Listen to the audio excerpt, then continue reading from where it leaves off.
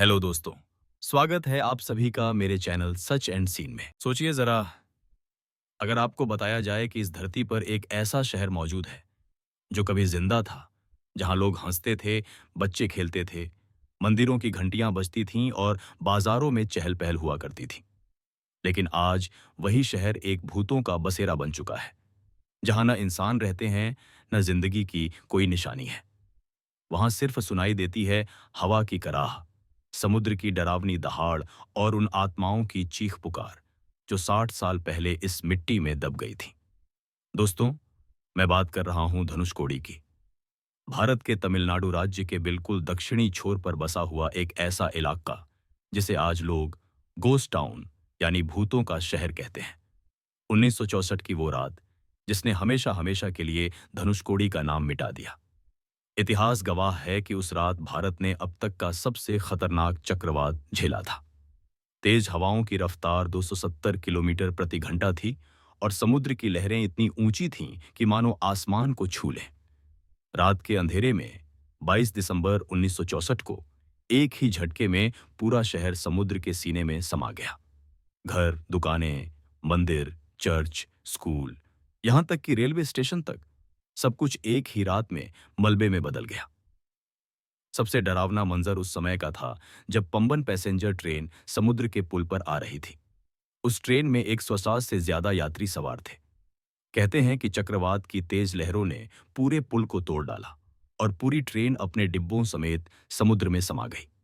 किसी एक यात्री तक की लाश बाहर नहीं आ पाई और इस घटना के साथ ही 1500 से ज्यादा लोग उस रात मौत के अंधेरे में समा गए। लेकिन कहानी यहीं खत्म नहीं होती। असली डर तो उसके बाद शुरू हुआ। आज भी स्थानीय लोग बताते हैं कि रात के समय धनुषकोडी में अजीब अजीब घटनाएं होती हैं। अगर कोई पर्यटक या मछुआरा वहां जाता है तो उसे आधी रात को अचानक ट्रेन के हॉर्न की आवाज सुनाई देती है। कई लोगों का दावा है कि उन्होंने वहां इंजन के चलने की आवाज, डिब्बों की खड़खड़ाहट और यात्रियों की चीख पुकार तक सुनी है। ऐसा लगता है जैसे वो डूबी हुई ट्रेन आज भी उसी ट्रैक पर दौड़ रही हो, लेकिन सिर्फ भूतों के सवारों के साथ। फिशरमैन यानी मछुआरे कहते हैं कि जब वे अपनी नाव लेकर पास के समुद्र से गुजरते हैं तो अक्सर लगता है कि कोई पानी से बाहर निकलकर उन्हें बुला रहा हो, जैसे कोई डूबता हुआ इंसान आखिरी बार मदद की गुहार लगा रहा हो। लेकिन जब वो ध्यान से देखते हैं तो वहां कुछ भी नहीं होता, सिर्फ लहरों का शोर। कुछ पर्यटक बताते हैं कि उन्होंने वहां बच्चों के रोने की आवाजें सुनी हैं। सोचिए, अंधेरे में जब लहरों की गड़गड़ाहट के बीच अचानक किसी बच्चे के रोने की आवाज आए तो रूह कांप जाती है। कई लोगों का कहना है कि उन्हें वहां एक औरत की परछाई भी दिखी जो सफेद साड़ी में समुद्र की तरफ बढ़ती है। लेकिन जैसे ही कोई उसके पास जाने की कोशिश करता है वो अचानक हवा में गायब हो जाती है। धनुषकोडी की सबसे अजीब बात यह है कि उस समय का रेलवे ट्रैक और स्टेशन का आधा हिस्सा आज भी खड़ा है। एक हिस्सा समुद्र में डूबा हुआ है और दूसरा हिस्सा बाहर, जैसे वक्त वहीं ठहर गया हो। लोग कहते हैं कि ये ट्रैक उस रात के श्राप का सबूत है। पर्यटकों ने एक और डरावनी बात नोट की है। वहां जाते ही उनके मोबाइल और कैमरे अचानक बंद हो जाते हैं, बैटरी पूरी चार्ज होने के बावजूद।